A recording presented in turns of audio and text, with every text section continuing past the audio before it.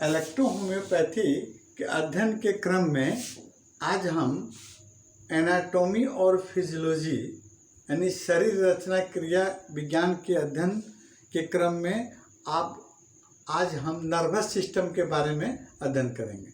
Nervous system क्या है ना, और हमारे शरीर में कैसे कार्य करता है, इसमें कौन कौन से ऑर्गन भाग लेते हैं, इसका सूक्ष्म इकाई कौन होता है ना, और इस पर कौन कौन सी इलेक्ट्रोहोम्योपैथिक औषधियाँ कार्य करती हैं।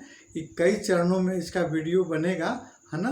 आज हम पहला चरण में बता रहे हैं कि नर्वस सिस्टम क्या है, यानी एक ऐसा तंत्र है ना, एक ऐसा तंत्र जो हमारे सोचने समझने एवं स्मरण एवं हमारे शरीर के बाहरी और आंतरिक ऑर्गन के क्रिया को नियंत्रित करती हुई हमारे शरीर को होम्योस्टेटिक स्टेज में रखती है। तंत्रिका तंत्र यानी नर्वस सिस्टम के अंतर्गत हम अध्ययन करते हैं है ना। नर्वस सिस्टम के डिफिनेशन हमने दिया कि एक ऐसा तंत्र जो सोचने समझने एवं स्मरण एवं हमारे शरीर के बाहरी व आंतरिक ऑर्गन के क्रिया को नियंत्रित करती हुई हमारे शरीर को होम्योस्टेटिक स्टेज में रखती है, आपको नर्वस सिस्टम के अंतर्गत आता है। यह नर्वस सिस्टम कहलाता है। अब देखिए, नर्वस सिस्टम में भाग लेने वाले कौन कौन ऑर्गन होते हैं। सबसे पहले हम देखते हैं कि नर्वस सिस्टम में आपका सबसे पहला ब्रेन, नर्व और उसके साथ साथ में आपको स्पाइनल कॉर्ड। तो इस क्रम में सबसे पहले हम ब्रेन का अध्ययन करते हैं, उसके बाद स्पाइनल कॉर्ड का अध्ययन करते हैं, और ये नर्वस सिस्टम के कितने प्रकार हैं उसका भी अध्ययन करेंगे है ना। तो अध्ययन के बाद में ही उसमें आता, उसी क्रम में आपको ब्रेन, उसी क्रम में आपका स्पाइनल कॉर्ड, नर्व। तो सबसे पहले हम देख लेते हैं कि हमारे ब्रेन का, यानी देखिए हमारे शरीर का सबसे सूक्ष्म इकाई क्या होता है, सेल होता है। सेल जो है मिलकर आपको टिश्यू का निर्माण करते हैं, और टिश्यू मिलकर आपको ऑर्गन के निर्माण करते हैं, ऑर्गन मिलकर एक सिस्टम का निर्माण करते हैं। सेम उसी तरह हमारा नर्वस सिस्टम में हमारे आपको ब्रेन की सबसे सूक्ष्म इकाई यानी नर्व होता है। नर्व यानी नर्व को न्यूरॉन सेल, नर्व का निर्माण आपको न्यूरॉन सेल के चलते कारण होता है। यानी हमारा ब्रेन में आपको न्यूरॉन सेल का एक जाल बिछा हुआ है ना, जो आपको ब्रेन में भी और स्पाइनल कॉर्ड में भी है ना। यही नर्व न्यूरॉन सेल जो है आपको हमारे ब्रेन को या हमारे शरीर के तमाम तरह की सूचनाओं को आदान प्रदान करता है, इसी नर्व द्वारा यानी न्यूरॉन सेल द्वारा है ना। तो न्यूरॉन सेल का एक हम यहाँ चित्र बनाए हैं। ये बहुत सूक्ष्म आपको सेल होता है ना। और जैसे इसका बॉडी हम बनाए हैं, न्यूरॉन सेल का एक बॉडी हो गया, और उसके बाद एक्सन पार्ट हो गया इसका, और एक्सन पार्ट इसके बाद में एक्सन आपको ट्रांसमिनल हुआ, और इसके अंतर्गत में आपको ऐसे ऐसे ब्रेन में आपको लगभग आपको 86 बिलियन यानी 86 अरब न्यूरॉन सेल मिलकर आप एक ब्रेन का निर्माण करते हैं है ना।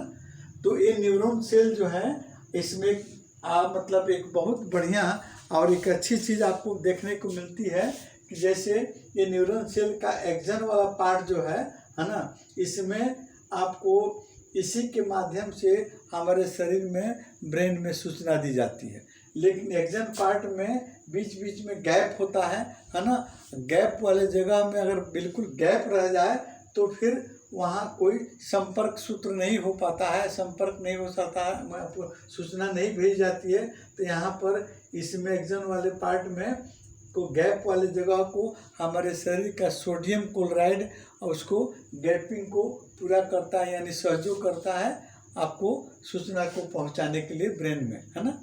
तो अगर ये आपको सोडियम क्लोराइड हमारे शरीर में नहीं रहे तो हमारा किसी तरह का सूचना का आदान प्रदान ब्रेन से नहीं हो सकता है, क्योंकि नर्व में आपको ये न्यूरॉन में ये आपको एक्सन पार्ट वाला हिस्सा में आपको एक लिंक रहता है, जो लिंक आपको टूट जाता है, वो लिंक आपका काम करता है आपका सोडियम क्लोराइड है ना। कभी कभी देखते हैं कि हम पसीना के माध्यम से या डिहाइड्रेशन हो जाने के फलस्वरूप हमारे शरीर में नमक की मात्रा कम हो जाती है, तो हमारा ब्रेन आपको काम करना कम कर देता है, उसमें आपको मतलब सूचना नहीं दे पाती है, ब्रेन शून्य सा दिखाई देता है, या उसमें आपको चक्कर आना, आपको बेहोशी होना, या आपको विभिन्न तरह के आपको कॉम्प्लिकेशन आने शुरू हो जाते हैं ना।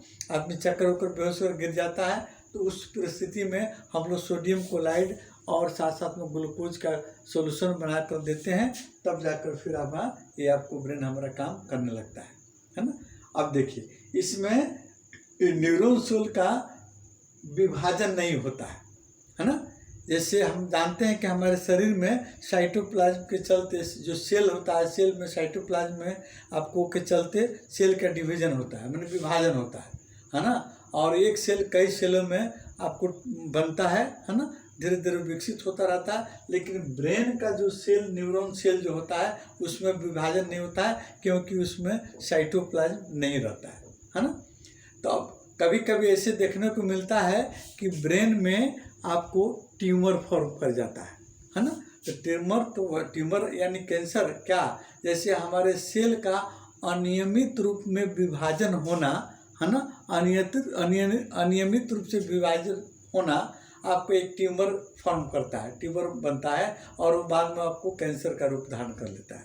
ठीक है, तो उसी तरह आपके शरीर में जो ब्रेन में न्यूरॉन सेल जो होता है, उस न्यूरॉन सेल का आपको ब्रेन का 90% हिस्सा जो न्यूरॉन सेल का बना होता है ना, और उसमें 10% आपको जो है न्यूरॉन गिलियन सेल्स का बना होता है। तो कभी कभी वही न्यूरॉन गिलियन सेल्स में साइटोप्लाज्म रहने के कारण उसमें सेल डिवीजन होता है, और कभी कभी ब्रेन ट्यूमर का निर्माण हो जाता है, ब्रेन में कैंसर हो जाता है ना। तो ये होगा न्यूरॉन। अब न्यूरॉन से संबंधित और भी कुछ हम बता रहे हैं कि न्यूरॉन आपको इसी तरह के न्यूरॉन आपको हमारे स्पाइनल कॉर्ड में भी आपको देखने को मिलते हैं, है ना। स्पाइनल कॉर्ड में भी आपको इसी न्यूरॉन का ही जाल बिछा हुआ रहता है, जो नर्व का निर्माण न्यूरॉन सेल के द्वारा होता है, वो आपको पूरा जाल बिछा होता है हमारे आपको स्पाइनल कॉर्ड में भी, है ना। और ये न्यूरॉन जो है 3 प्रकार के होते हैं, सेंसरी न्यूरॉन और मोटर न्यूरॉन और रिले न्यूरॉन, है ना। ये 3 प्रकार के होते हैं जो हमारे शरीर में सूचना का आदान प्रदान करते हैं, है ना। अब देखते हैं इसमें इसका कार्य जो है, न्यूरॉन का क्या कार्य होता है, मस्तिष्क एवं स्पाइनल कॉर्ड से सूचना का आदान प्रदान करना, है ना। यानी मस्तिष्क और स्पाइनल कॉर्ड मिलकर, उसके न्यूरॉन मिलकर हमारे शरीर के विभिन्न आपको भागों से सूचना का आदान प्रदान करते हैं। एक विद्युत रासायनिक संकेत के द्वारा सूचना आदान प्रदान किया जाता है ना। अब हम अगले दिन अगले भाग में आपको नर्वस सिस्टम का आपको कितने प्रकार होते हैं, और उसमें ब्रेन, स्पाइनल कॉर्ड और फिर आपको उस पर कार्य करने वाले इलेक्ट्रोहोम्योपैथिक औषधियों के बारे में हम बताएंगे।